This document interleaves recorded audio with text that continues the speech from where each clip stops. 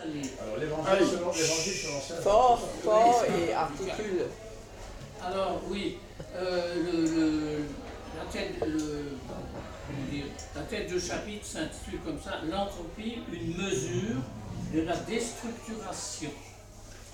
C'est beaucoup qui dit ça. Déstructuration. C'est pas mal.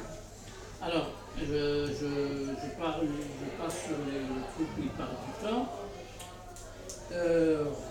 Restons pour l'instant dans le domaine de la physique classique. Classique, là, ça veut dire pas relativiste, il est quantique. Plusieurs propriétés remarquables du temps sont mises en avant par une grandeur physique couramment utilisée en thermodynamique, l'entropie. Celle-ci propose une manière originale d'aborder l'évolution de l'univers. Nous allons voir qu'elle s'apparente à une sorte de temps à pas variable, entre guillemets, temps pas variable. Comme le temps, l'entropie ne fait qu'augmenter dans l'univers, mais avec une vitesse variable. L'entropie est définie par le biais d'une expression mathématique que nous allons mettre de côté. Vous les avez sur les feuilles. Il suffit de savoir à ce stade que l'entropie d'un objet dépend essentiellement de son volume et de sa température. Donc, volume et température. Elle augmente quand le volume et la température de l'objet augmentent. Pour comprendre l'intérêt de relier ainsi la température et le volume au sein d'une même grandeur physique, c'est ça, nous allons commencer par quelques expériences familières.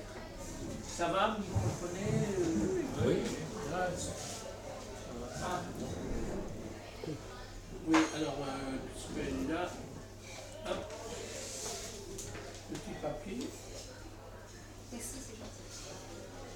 Je viens de commencer, alors... Imaginons que vous venez de mettre un gâteau au four. Peu à peu, l'odeur du gâteau va envahir la cuisine, puis les pièces voisines. Cela peut s'expliquer simplement. Le nez est sensible à certaines molécules qui s'échappent du gâteau. Au départ, celles-ci se trouvent au voisinage du gâteau, mais elles subissent des chocs incessants de la part des molécules d'air. N'oublions pas que la température est liée à cette agitation microscopique. Trimballées de droite à gauche, elles tendent peu à peu à occuper tout l'espace mis à leur disposition. Celui de la cuisine d'abord, celui des autres pièces ensuite. On dit... Ça peut aller chez le voisin aussi, alors là, On dit que les molécules odoriférantes se diffusent dans l'air. Diffusent entre guillemets. Elles tendent ainsi à occuper un volume toujours plus grand, jusqu'à se diluer dans un espace tellement immense qu'au bout d'un moment, l'odeur n'est plus détectable. Je vous signale que les chiens ont un odorat, en gros, 1 million de fois plus sensible que nous. Les chats, parce que moi j'ai un Les chien. chats, je ne sais pas, mais les chiens. C'est-à-dire qu'ils vont détecter le millionième de ce que nous pouvons détecter. Je crois que les insectes peuvent détecter une molécule. Peut-être. Ça, je ne sais pas. Une molécule sexuelle. Ah oui. Oui, le bon beach du mûrier, par exemple. Passons maintenant à une autre situation. Vous venez de construire un beau château de sable sur la plage. Votre réalisation a beau susciter l'admiration, vous savez qu'elle est éphémère. Lorsque l'eau viendra, elle s'empressera de faire table rase, et si le château reste au sec, le vent se chargera de disperser les grains de sable un à un, jusqu'à ce qu'il ne reste plus aucun témoignage de votre ouvrage. Autrement dit, les grains de sable que vous avez réunis en un endroit donné n'ont pas envie d'y rester. Ça, c'est un point de vue anthropomorphique parce qu'ils n'ont aucune envie, mais bon, tout se passe comme si. J'aime bien cette expression, tout se passe comme si. Tu vous n'êtes pas d'accord, ben, tout se passe comme si. Et faites mieux. Voilà ce que je vous dis. Bon, enfin bref. Du fait de l'interaction entre l'extérieur, l'eau, l'air, ils ont, donc les grains de sable, ont tendance à se disperser dans tout l'espace, exactement comme les molécules de votre gâteau. Si on attend suffisamment longtemps, ça c'est important, suffisamment longtemps, ces grains de sable occuperont des endroits complètement aléatoires sur la plage et même au-delà. Entre les molécules du gâteau, taille 1 milliardième de mètre, et les grains de sable, taille 1 millimètre, il y a un saut d'échelle considérable.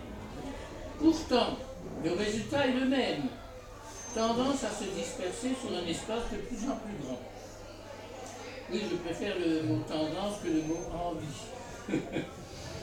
Changeons encore d'échelle et imaginons une vieille montagne laissée à elle-même. Du fait de l'érosion, par l'eau et par le vent, elle va peu à peu s'ébouler et se désagréger, perdant ainsi de l'altitude. Même si la matière monte, à cause de la tectonique des plaques, l'érosion fait qu'au bout d'un certain temps, elle ne montera pas plus haut et elle redescendra sous forme de matière dégradée, rochers, poussière, etc.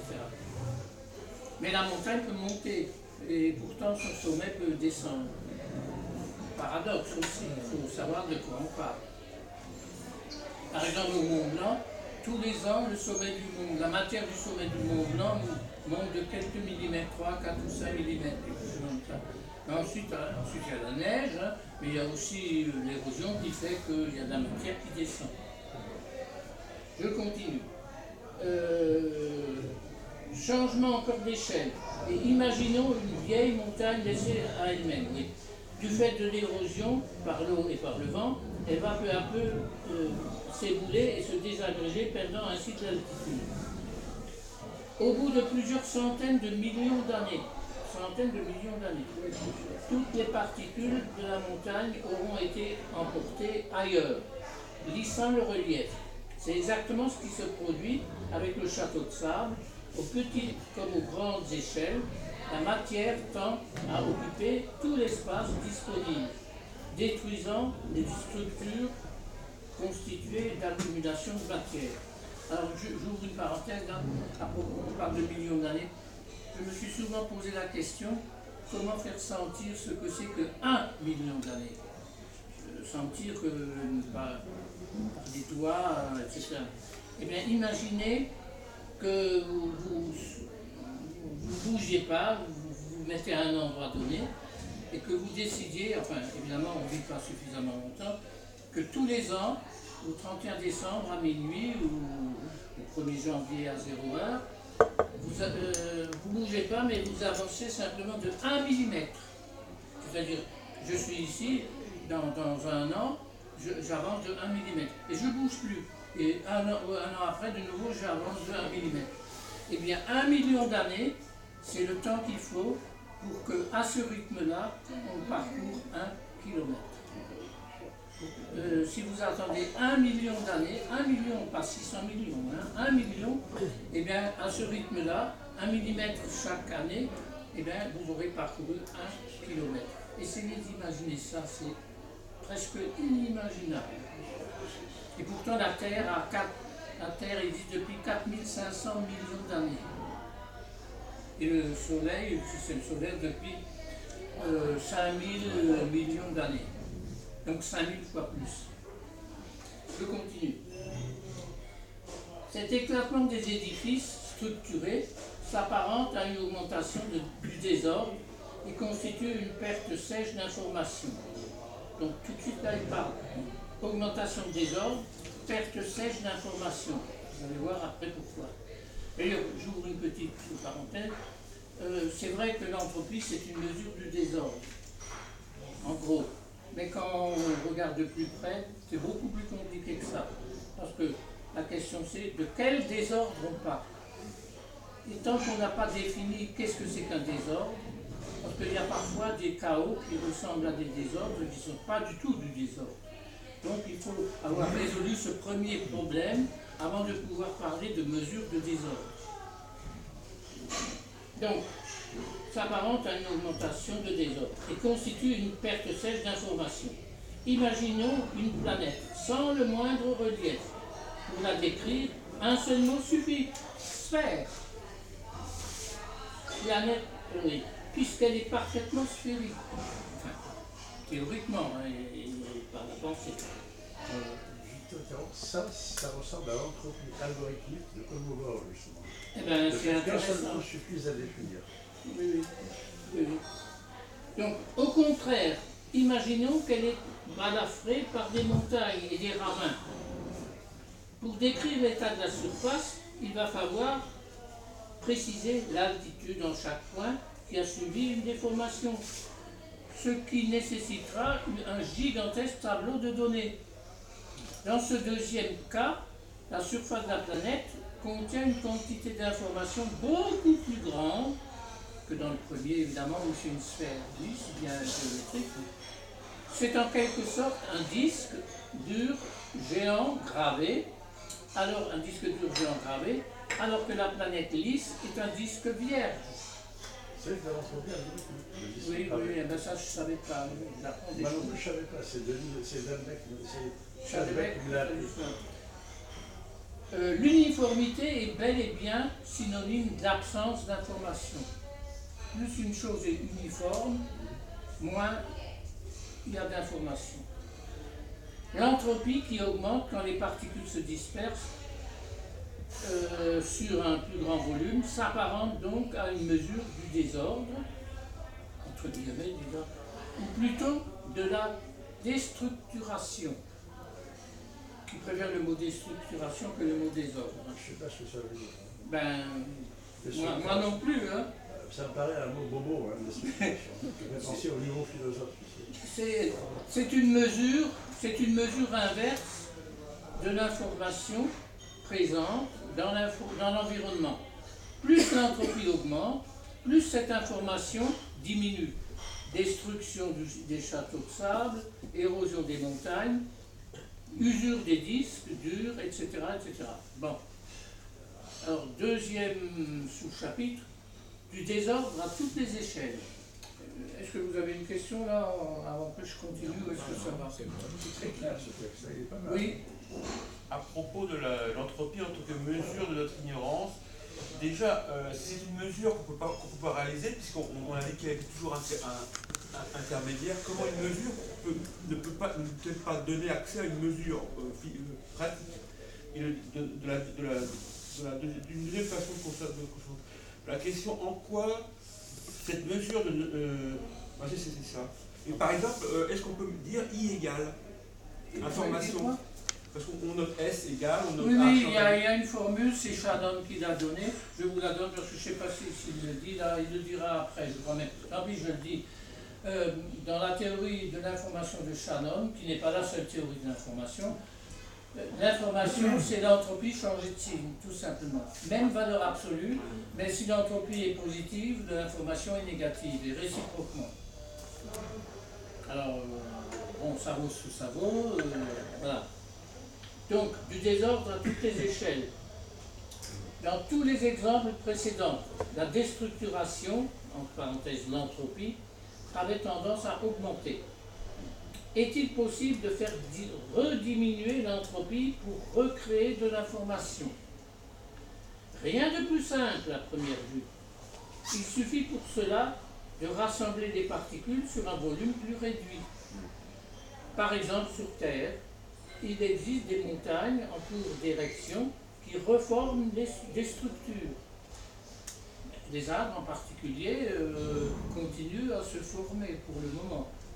En même temps que l'érosion, quand j'étais plus jeune, je croyais qu'il y avait d'abord la formation des montagnes sans érosion et ensuite de l'érosion sans formation. Et bien, en fait, il y a les deux en même temps. C'est comme Macron, c'est en même temps. J'aime bien ça. Eh ben, c'est la nature qui est comme ça. Hein, c'est pas... C'est la nature, donc la nature c'est souvent en même temps, pas toujours. Là, tu dis que les arbres continuent à... Oui, la matière continue à monter. Par exemple, est-ce que c'est vrai aussi pour le massif central ou pas? Je croyais que le Massif central était une Là, je un sais massif pas. mort, non, il me semble. Les Vosges, c'est pas vrai parce que les Vosges, c'est pas des montagnes. Alors c'est l'île et Vosges. Géographiquement, c'est des montagnes, mais géologiquement, c'est pas des montagnes parce que les montagnes, c'est quand vous faites ça, ça se plisse, et les Vosges, c'est au contraire, on a tiré, ça s'est déchiré et c'est tombé. Donc, c'est pas des montagnes. Ah, le fossé, oui, le fossé. Le fossé rhénan, Alsacien, oui. c'est parce qu'il y a eu une distension et pas une compression. Oui, oui. Mais le Jura, Enfin, je rentre pas dans les... Non, le mais- Jura, c'est comme les Alpes en fait. Oui. C'est des mots Le Jura, c'est un effet extérieur des... Oui, oui. Donc ça continue à se former. Et les Apennins montent beaucoup plus vite, c'est pour ça que c'est une Et l'endroit des Alpes. tremblement de terre. Les Apennins, c'est-à-dire que c'est dans le Terri, ça. Hein, en Les Italie. Apennins. Oui, oui. Ça monte plus vite. Ça Juste monte une plus vite remarque. Et c'est pour ça qu'il y a plein de tremblements de terre. Juste une remarque, puisqu'on a évoqué ça. L'endroit des Alpes, aujourd'hui, où la matière, je ne parle pas de l'érosion, hein, la matière qui monte le plus vite, c'est la région du Simplon et du Mont Blanc, et surtout le Son Blanc. 4 à 5 mm par an. La matière monte en altitude de 4 à 5 Mais moi, mm il tous semblait les que ans. le mouvement perdait de la hauteur. Oui, mais parce que la couche de neige Ah, la qui couche de neige, est fond, parce qu'il y a aussi de l'érosion, etc.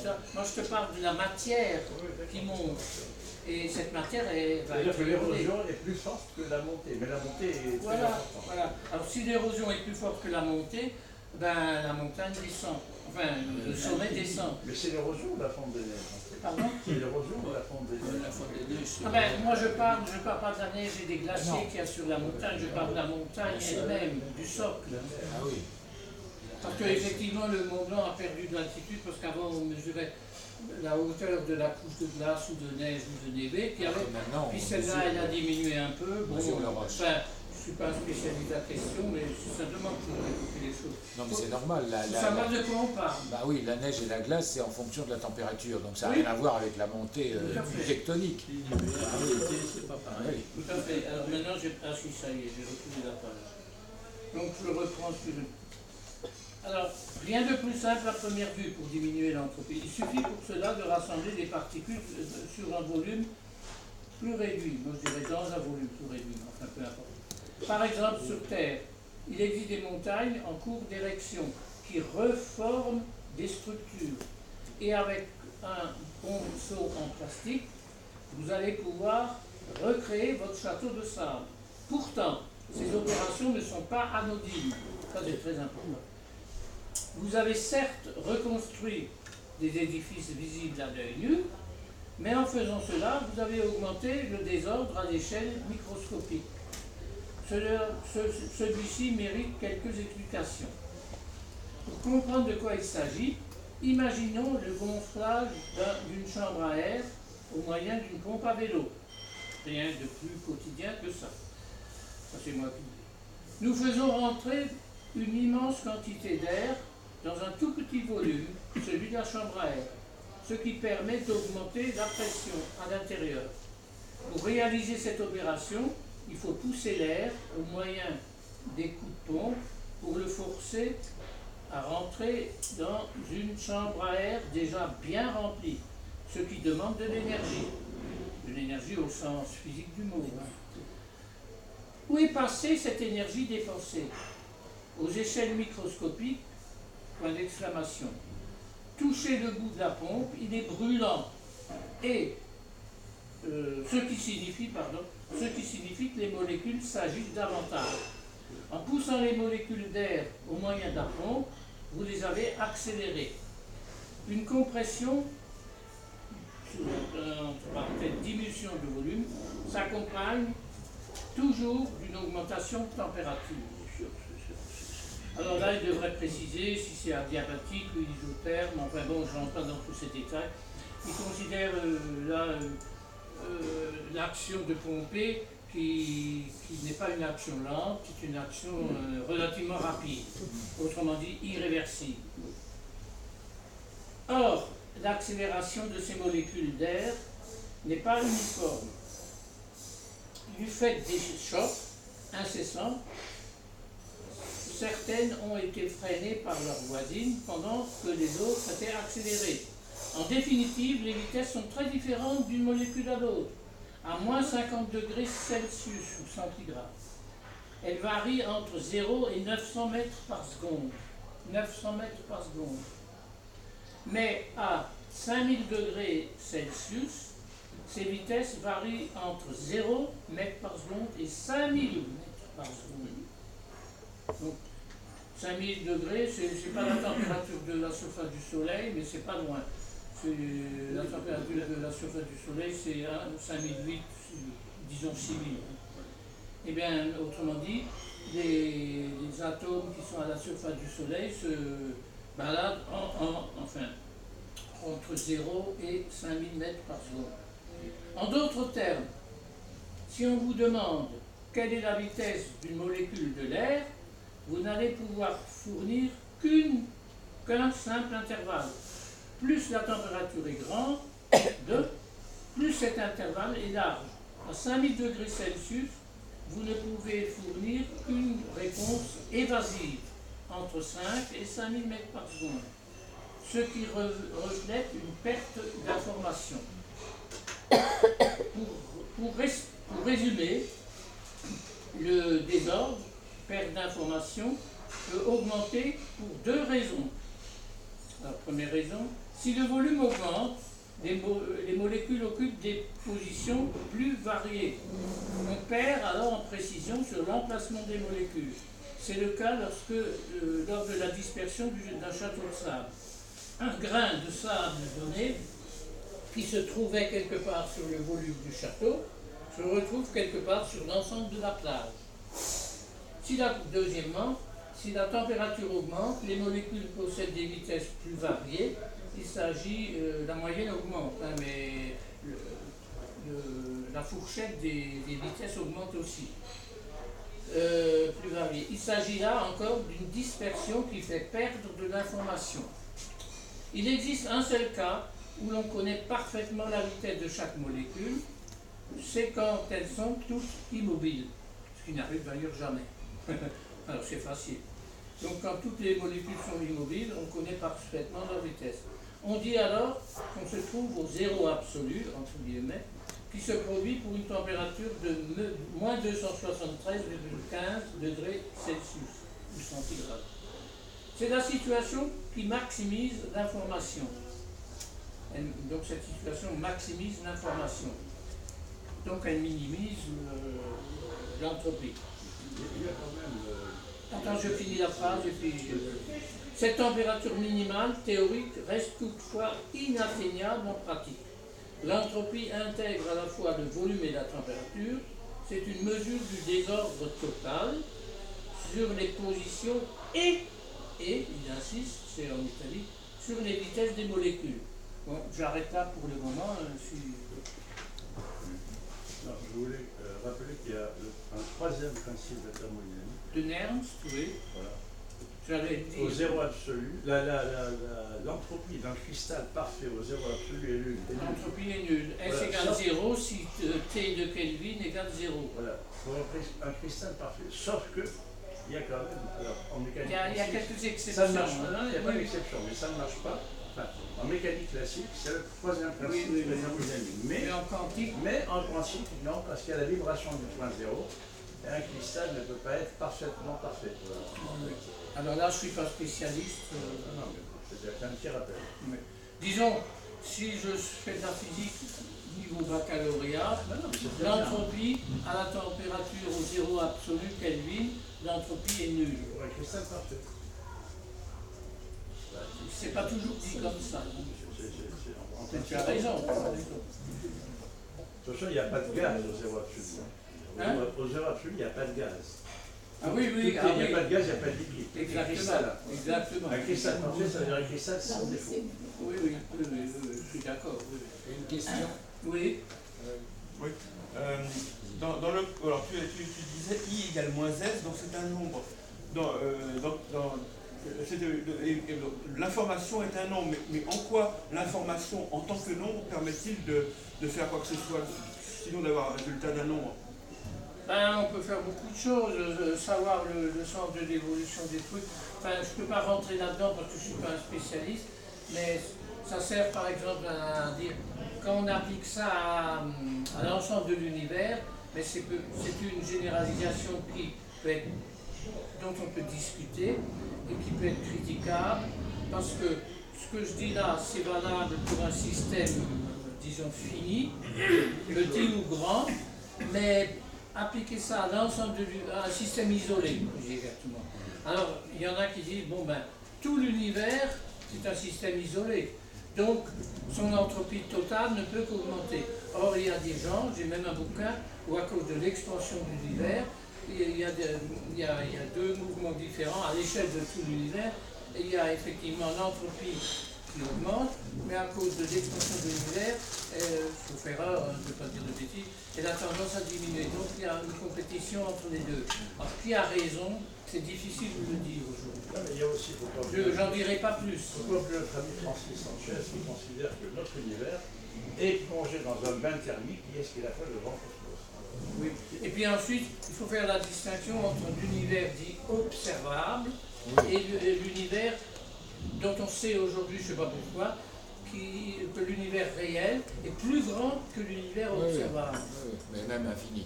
Non, la question... Infini, oui, enfin, en mettant des guillemets. Peut-être, non, mais ça serait le seul objet physique qui soit infini. Oui. Parce que aucune mesure n'est infinie en physique.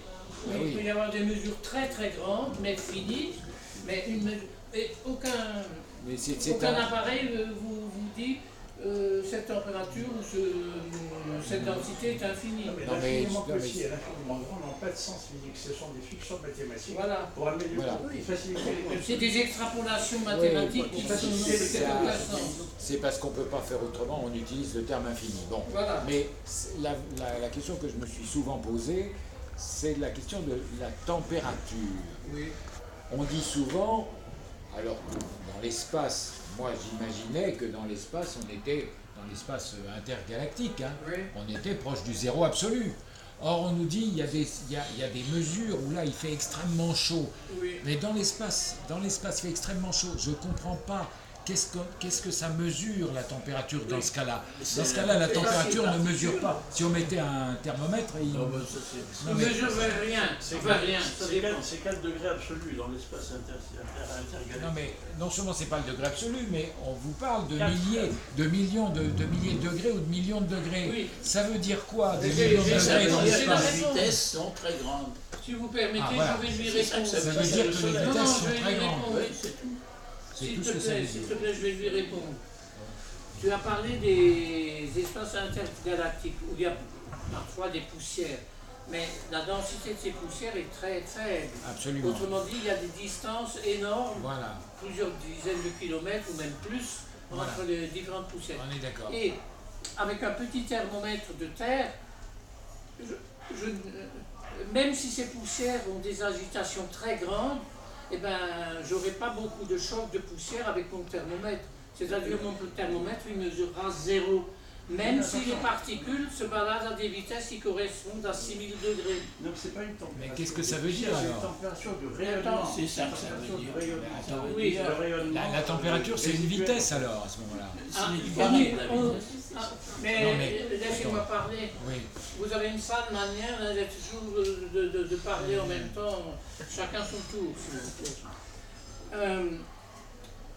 La température n'a de sens que si j'ai beaucoup de particules. Bon. Ça peut être des atomes, ça peut être des molécules, ça peut être des électrons, une purée un gaz d'électrons, ça existe en physique quantique, ou même en physique atomique, quand dans une bombe atomique, enfin peu importe. Et si j'ai que une particule, je ne peux pas définir de température, ça n'a pas de sens. C'est pas exact, je ne peux pas dire ça. C'est la température du rayonnement. Mais je ne parle pas de rayonnement pour le moment, je parle comme lui de physique, statistique, mécanique. Je ne fais pas de l'électromagnétisme. Non, mais la température n'est hypothèse, je ne parle pas d'électromagnétisme. Non, mais c'est... Quand j'achète et je vends un tapis persan, je n'achète pas et je ne vends pas un tapis ouzbek. Il y a une loi qui est connue, qui a été à la base de toutes les sciences modernes, et la température du corps noir, enfin, la distribution du rayonnement suivant la température. Mais je parle pas de ça. Non, mais moi j'en parle peut-être parce que c'est peut-être ça l'explication de mon problème. C'est peut-être ça l'explication de mon problème. Enfin, c'est peut-être ça ma question.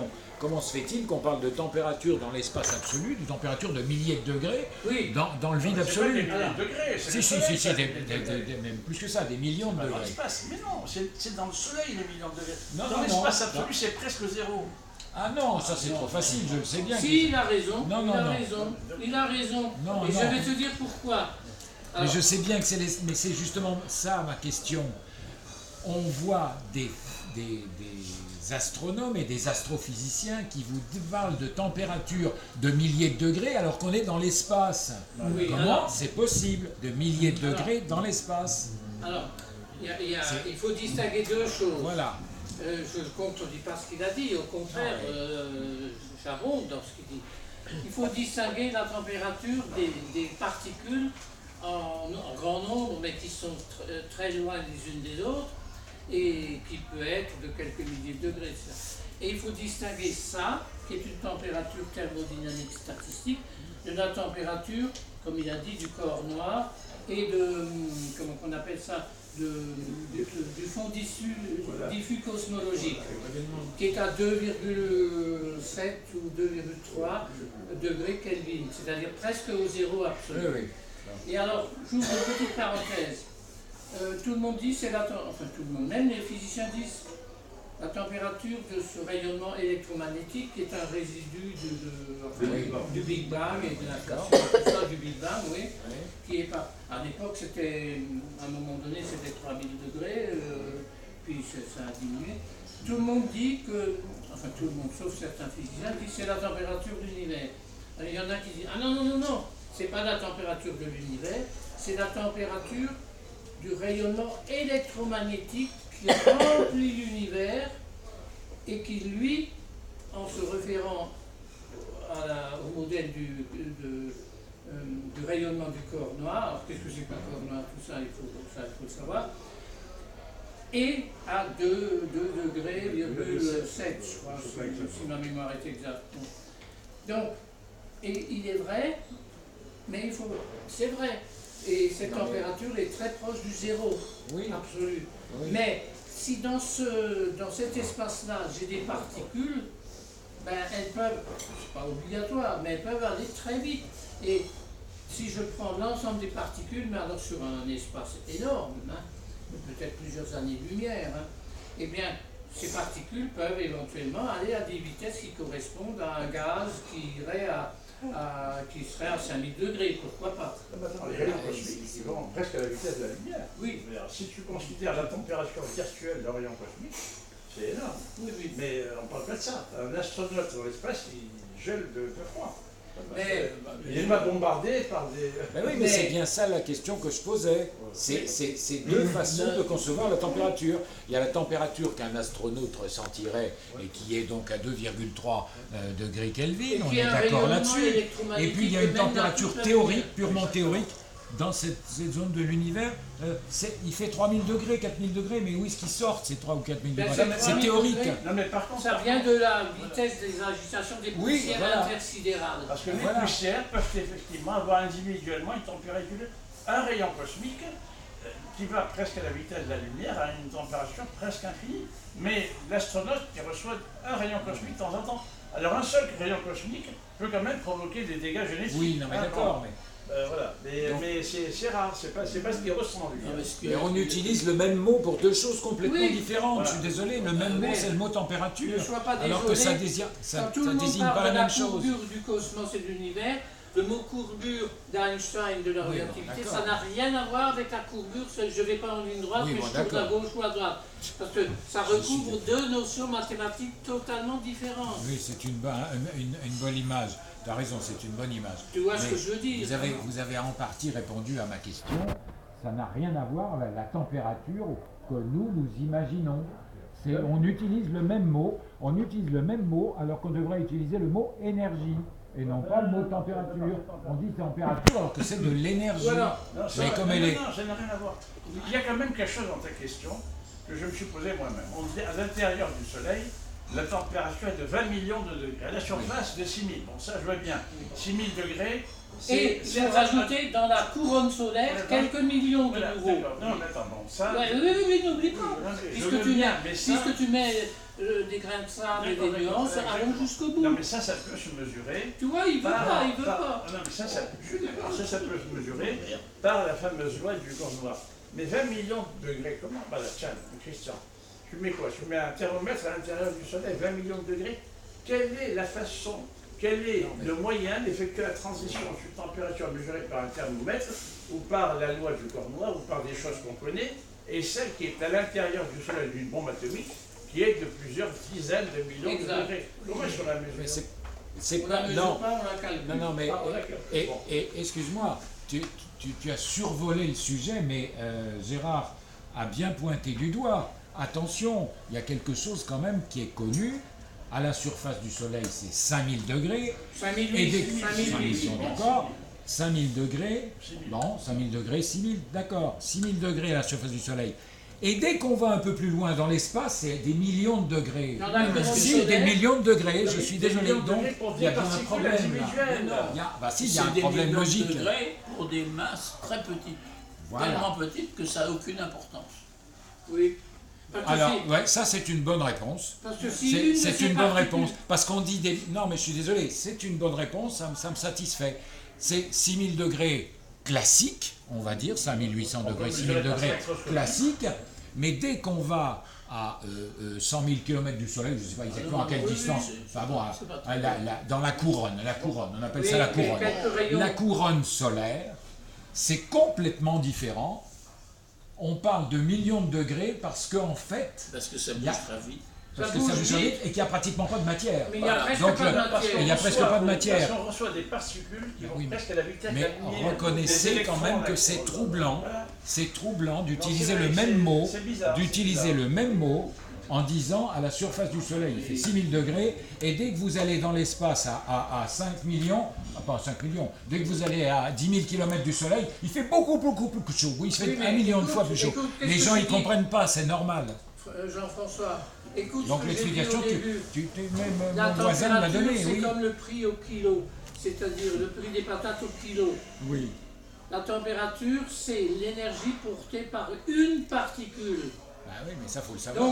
Donc c'est 5000 ou 5008 à la surface du Soleil, et puis quand tu vas plus loin, c'est beaucoup plus. Mais comme il y a moins de particules, s'il y a une particule qui arrive à la moitié de la vitesse de la lumière, en général, ça, tu ne sens pas, ça ne fait pas d'effet. Mais si tu as des milliards de particules à 5000 degrés, eh ben tu es brûlé tout vif. Non, mais là, c'est le contraire. Parce qu'il y a beaucoup moins de particules Mais c'est ce à que 10 je 000 dis. km du Soleil. C'est ce que je dis. Donc, Non, il y a une question fondamentale que tu poses. Il y a une question fondamentale quand même qui pose. C'est que bon, quand on a un ensemble de photons, d'électrons, de particules, tout ce qu'on veut, un ensemble dense, relativement dense, on peut Comme la définir surface. la notion de température. voilà. Mais est-ce qu'on peut définir la notion de température pour un ensemble très peu dense? Voilà. Peut-être qu'on ne peut pas définir. À ce moment-là, il faut dire ce qu'on peut dire, c'est les particules vont à une très grande vitesse. Alors on peut appliquer la formule 1,5 de MB2 égale 3kT D'accord. en définissant une température, mais c'est une température imaginaire, virtuelle, Voilà. théorique. Mais c'est très bien. Il n'est pas une température au C'est sens pour ça que classique. j'ai dit, c'est pas normal d'utiliser le même terme, Voilà. mais je comprends En pourquoi. fait, on peut dire Parce qu'en fait, l'énergie il s'agit- cinétique voilà. des particules, mais pas Voilà. la température. Ouais. La température exige une certaine densité D'accord. de particules. Voilà. Un grand nombre de Un grand nombre, particules, il faut disons. qu'il y ait un grand nombre. Je dirais une fraction non négligeable, Oui, il oui. faudrait définir ce que c'est, du nombre d'Avogadro. Or, le nombre d'Avogadro, c'est tout de même 24 zéros. Oui, oui. Mais alors, il y a une question, c'est le paradoxe du tas de sable. Un grain de sable, c'est un grain de sable. 2, c'est 2 grains. 3, c'est 3 Ah oui. À partir de combien de grains on a un tas de sable? Mais ça Alors, à dépend. partir de combien de particules on peut définir une température? Oui, oui. Est-ce qu'il n'y a pas une région intermédiaire où le concept de température n'a pas de sens, ou commence à prendre ce Ben- que j'appelle, alors ça existe en physique, une température floue. Tu sais que dans les domaines intermédiaires, il y a la théorie des sous-ensembles floux, que Christian doit connaître, qu'on applique parce que quand c'est bien défini, ben c'est bien défini, quand c'est...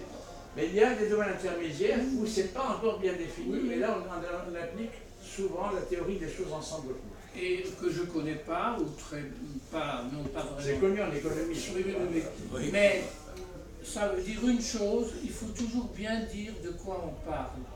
Et dans quel modèle on se place. Parce que, par exemple, pour l'expansion de l'univers, il y a 36 modèles qui sont plus ou moins bons, plus ou moins proches les uns des autres. Et, enfin 36, il y en a des centaines. Et selon que tu te places dans tel modèle, tu vas trouver telle température de l'univers en général, ou bien dans un autre modèle, tu auras un peu plus, un peu moins. Et lequel est le meilleur? Eh ben, la réponse, c'est qu'il n'y en a pas de meilleur. Il faut savoir qu'il y a Ça une... dépend des phénomènes que tu... Ça dépend du modèle ou de la théorie, comme on dit aussi, que tu utilises. Et ça, les astronomes le connaissent très bien, ils le disent. Mais Dans pourquoi? tel modèle, Ouais. la température sera de temps. Dans tel modèle, ça sera un peu plus ou un peu moins. Mais alors pourquoi ne pas dire, pourquoi ne pas dès le départ annoncer la couleur? Parce que La température est fonction. Attends, laisse-moi l'homme finir. de la rue s'en fout. Et, Non. il t'écoute plus. Si tu Moi, parles je suis- pendant moi, 2 heures pour je suis l'homme expliquer de la ces rue. choses-là, il t'écoute plus. Je suis l'homme de la rue. Pourquoi ne pas dire que la température, c'est fonction de la densité de particules? Que Oui. tout vraiment. Et si c'est fonction de la densité de Oui et particules, non. on ne peut pas parler de la même chose dans l'espace et sur Terre. Ben Non, voilà. la réponse c'est oui et non. C'est ça. C'est vrai et c'est faux. Non, c'est pas que c'est fonction, c'est qu'à partir d'une certaine densité de particules, on peut définir une température au sens où on l'entend. Voilà, au sens Et où l'entend classique. Donc, quand on a très peu, on ne peut plus parler de température, on peut Et parler pourtant, on d'énergie utilise ce terme. cinétique, Voilà. quelle qu'est la formule. Bon. Mais dans le domaine intermédiaire, et il y a beaucoup de cas en physique, tu as des domaines, tu as par exemple des symétries parfaites, des absences de symétrie parfaite, et tu as des domaines intermédiaires de quasi-symétrie, que moi j'ai bien étudié. Et là, on peut appliquer ce qu'on appelle la théorie des choses-ensemble floues. Des sous-ensembles. Des choses-ensemble floues. Bon, je veux dire, ça c'est une théorie générale, une théorie mathématique qui est connue, et qui est très appliquée en économie, mais c'est l'idée de comment prendre une décision quand tu as une connaissance partielle des données. Voilà. C'est très important, je veux dire, en stratégie. On a une connaissance partielle des données, comment prendre une décision qui peut être importante. Déclarer la guerre ou pas, n'est-ce pas? À qui la frontière est-elle? Il y a des frontières qui sont mal définies. Il y a des frontières qui sont claires. Et puis il y a des frontières floues. Il y a des Toute frontières. frontière, quand tu les regardes au microscope, Oui, bon. Bien sûr, est bien mal sûr. définie. Bien sûr, bien sûr. On est d'accord. Enfin, je parle de l'échelle lui-même. Oui. À l'échelle du mètre qui est l'échelle Donc du mètre. on en revient, si tu ne dis pas à quelle échelle on se situe, ça ne veut rien dire. Il faut toujours dire C'est très à important. quelle échelle on travaille. C'est très Et c'est important, ça l'échelle. l'apport de Notal, parce qu'il ne suffit pas de le dire, il a introduit epsilon, qui est le facteur de la résolution, l'échelle de résolution, c'est ça. dans les équations. Il l'a mathématisé et ça donne des termes supplémentaires dans les équations qui expliquent les effets de la matière noire. Là, je vais vite, alors qu'on n'a pas besoin de matière en plus. Oui, d'accord. Bref, j'arrête là. De qui tu parles là? Laurent Notal. Bon, alors, je vais continuer. Il y a là un grand sous-chapitre sur la négantropie, une mesure de l'information. Mais ensuite, il termine sur la disparition inéluctable de l'information. Et puis après, il y a encore une autre chose sur la vie, une lutte permanente contre la déstructuration.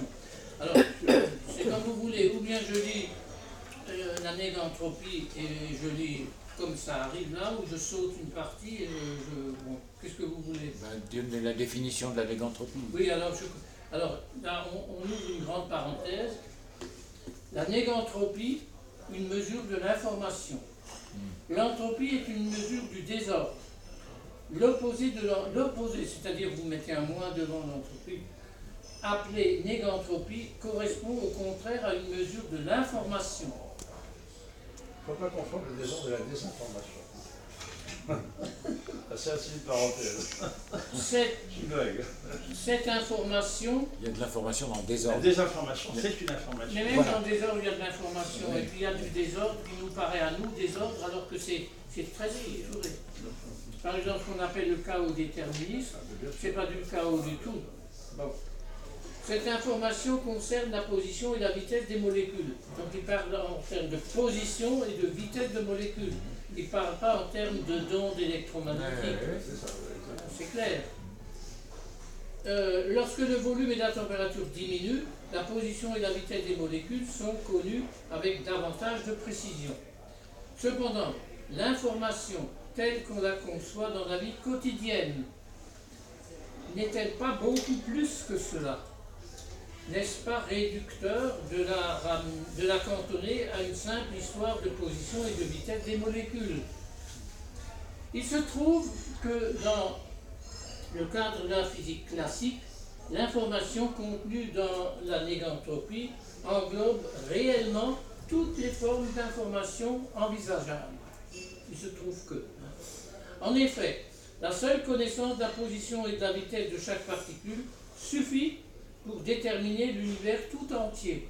C'est lui qui le dit. Hein. C'est la place. C'est Laplace qui disait ça. Et ce, de façon définitive. C'est ce qu'implique la loi fondamentale. Alors il écrit A égale F sur M, c'est la loi F égale M gamma que tout le monde connaît, ou qu'on écrit maintenant A égale F égale MA, puisque A comme accélération. Et lui, il l'écrit sous une autre forme, il dit A, c'est-à-dire l'accélération égale F sur M. Ça revient au même. Mais c'est la même chose. C'est la même chose. Cela mérite quelques précisions. En premier lieu, les forces fondamentales ne dépendent que de la position relative des objets qui interagissent. Ça, c'est important. Les forces fondamentales ne dépendent que de la position relative d'un par rapport à l'autre des objets qui interagissent. Si on connaît la position de chaque particule, alors on connaît la force qui s'exerce sur chacune d'entre elles. La loi fondamentale permet alors d'en déduire leur accélération. Connaissant leur vitesse initiale, il devient possible de déterminer leur vitesse et leur position à n'importe quel instant ultérieur. Ainsi, cela suffit pour connaître l'état futur de l'univers, jusque dans ses moindres détails, à n'importe quelle époque, et c'est jusqu'à la fin des temps. Alors, il y a une note qui dit « Nous serons amenés à corriger ce point de vue dans le cadre de la physique quantique. » Ah bah oui, mais La question se passe en physique quantique. La place, vous ne connaissez pas les relations de la Oui. Alors, autrement dit, la négantropie est un paramètre extrêmement fort permettant de caractériser l'information d'un système quelconque. Le mot information évoqué dans le langage commun, tel que celle enregistrée dans un ordinateur ou dans un cerveau, n'en est qu'un cas particulier d'application. Ah, il est péremptoire. Donc voilà la parenthèse sur la négantropie. c'est Notal toujours?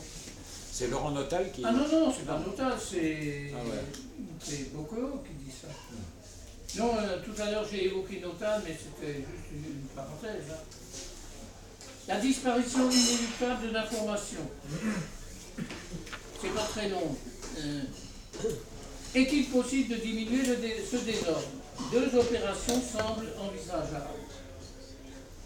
Si on cherche à diminuer le volume, le désordre sur les positions diminue. Mais nous venons de voir que la température augmente nécessairement en parallèle. Le désordre sur les vitesses augmente. On peut montrer que le désordre total augmente au cours de l'opération. Le point, l'entropie augmente. Si on refroidit, deuxième possibilité, si on refroidit un objet de volume fixe, le désordre sur les vitesses diminue, sans que le désordre sur les positions augmente. Le désordre total de l'objet a bel et bien diminué. Mais pour refroidir l'objet, on a forcément évacué l'énergie thermique ailleurs. On a chauffé l'extérieur. De ce qu'on considère. Hein. L'extérieur de la boîte ou du volume qu'on considère. Quand tu es derrière un frigo, ça chauffe. Oui, voilà. Par exemple, un frigo, réchauffe la pièce où il se trouve. Parce que l'énergie microscopique qui se trouvait à l'intérieur a été évacuée dans la pièce. À cela s'ajoute la chaleur créée par le moteur situé à l'arrière du frigo. En d'autres termes, il est impossible de refroidir un endroit sans réchauffer un autre endroit de façon au moins égale. Ça veut dire en général c'est plus. Le désordre diminue localement, mais le désordre total augmente. Si je fais la somme de la diminution de désordre du système, plus l'augmentation du désordre en dehors du système, c'est toujours une augmentation totale. Au pire, ça fait 0, mais on n'y arrive jamais, c'est une vue de l'esprit. En d'autres termes, il est impossible de refroidir, ça je l'ai dit,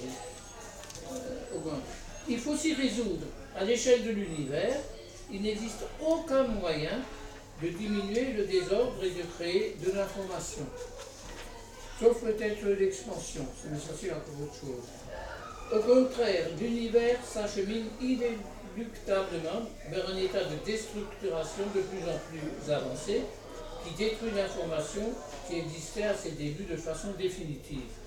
Donc ça peut se discuter, puisque tous les physiciens ne sont peut-être pas d'accord avec cette manière de voir, parce que si on considère l'univers dans sa globalité, on en discute encore de ce qui se passe. C'est peut-être vrai ce qu'il dit, c'est peut-être à nuancer. Alors, dernier truc, c'est la vie, une lutte permanente contre la déstructuration. Et après, j'aurai terminé. Non. Oui, Une lutte, attends, la vie, c'est une lutte contre la La vie, déstructuration. une lutte Oui, bien permanente sûr. contre la déstructuration.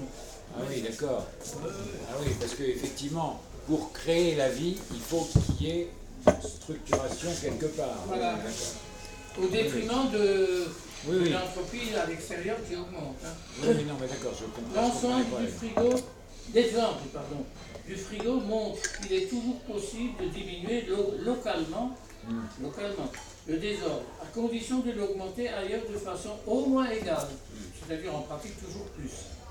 C'est précisément ce qui a permis à la vie d'émerger. Prenons l'exemple du corps humain. Les atomes constituant l'ADN ont tous un emplacement parfaitement défini, faible désordre sur les positions, comme dans le château de sable. C'est ce qui permet d'assurer la fonctionnalité de l'ensemble.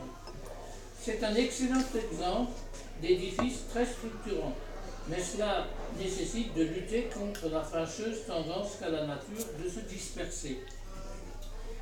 Comme une montagne ou un disque dur, le corps humain tend à s'user.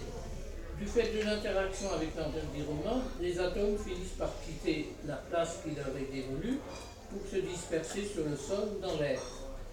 Le corps s'évertue à les remplacer sans cesse grâce à l'ingestion de nourriture, ce qui lui permet de survivre pendant un bon paquet d'années. Mais cela a un coût. En faisant cela, il accélère la déstructuration du reste du monde. Donc le fait que nous vivons accélère la déstructuration de l'extérieur de notre corps. Il n'explique pas le vieillissement. En pratique, cela se fait en réchauffant l'atmosphère. Le corps humain étant à 37 degrés Celsius, il réchauffe l'air et augmente donc son désordre microscopique. De l'air, hein, évidemment. L'entretien du corps est une véritable épreuve qui a aussi un coût en énergie. C'est la raison pour laquelle la nature s'est concentrée sur les réparations qui étaient utiles à la survie de l'espèce. Là, je dois te répondre. L'espérance de vie de l'homme primitif était de 30 à 40 ans. Il ne servait à rien de renouveler ces structures à usure plus lente. On le paye aujourd'hui. À partir de cet âge, le corps devient moins vaillant qu'à 20 ans, car l'usure non corrigée commence à se manifester. C'est la cause fondamentale du vieillissement. C'est la cause fondamentale du vieillissement. La nature s'est focalisée sur les réparations les plus urgentes, donc issues des conditions de vie de la préhistoire, hein, celles qui permettent à l'homme de tenir jusqu'à son engloutissement par un prédateur. Je suis élève avec Oui, mais c'est pas 900 ans. Parce que ce qu'on m'a expliqué un jour dans la Bible, il comptait en années, mais une année c'était le laps de temps entre deux pluies importantes.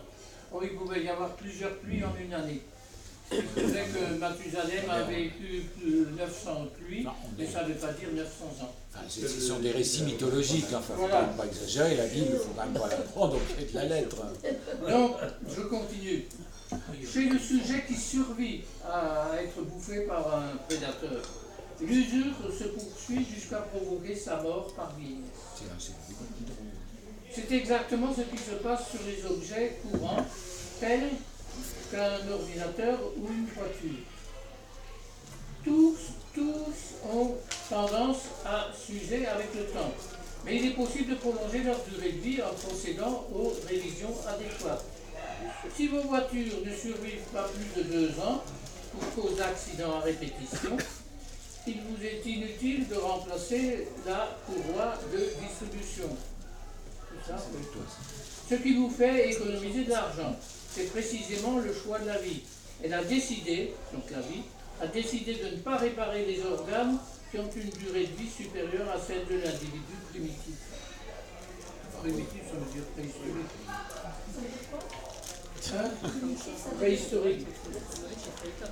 Mais je dis, la vie a décidé, c'est quoi la vie? C'est le bon Dieu? C'est un... Mais comme tout à l'heure, il disait les particules Tout se passe de la comme vie. si, Ça, c'est une formulation en fonction mais évidemment, on ne devrait pas dire ça comme ça. Mais tout le monde le fait, y compris moi, toi aussi. Essaye de dire des choses sans finalité dans ce que tu dis, parce que la vie, il n'y a pas de finalité dans la vie, il n'y a que des causalités. Hein. Non, mais attends, moi Ça, c'est pas évident. Moi j'ai Enfin, c'est mon avis en tout cas. moi, Il y a, tout se passe comme s'il y avait des finalités, mais ce ne sont que des causalités récurrentes et qui ont réussi dans un environnement donné. Voilà. Non, moi j'ai une explication que j'ai publiée dans mon article que tu as référé. Mais Une laisse-moi théorie finir. quantique de l'évolution de Dieu. Je n'ai pas pu t'envoyer, tu t'appelles Oui, mais laisse-moi finir, j'ai encore 4 lignes à lire et après tu discuteras tout ce que tu veux. Oui, mais c'est intéressant tout ce que tu dis, mais c'est comme le chou-fleur, ça fait des boursouflures, des boursouflures. Et ensuite, le tronc est complètement caché. Voilà. Après le décès du sujet, la vie cesse même toute forme de réparation. Le corps humain subit alors le destin du château de sable. Il entame sa déstructuration en se transformant en une poussière qui sera peu à peu dispersée sur l'ensemble du volume de la Terre. Voilà, j'en ai terminé.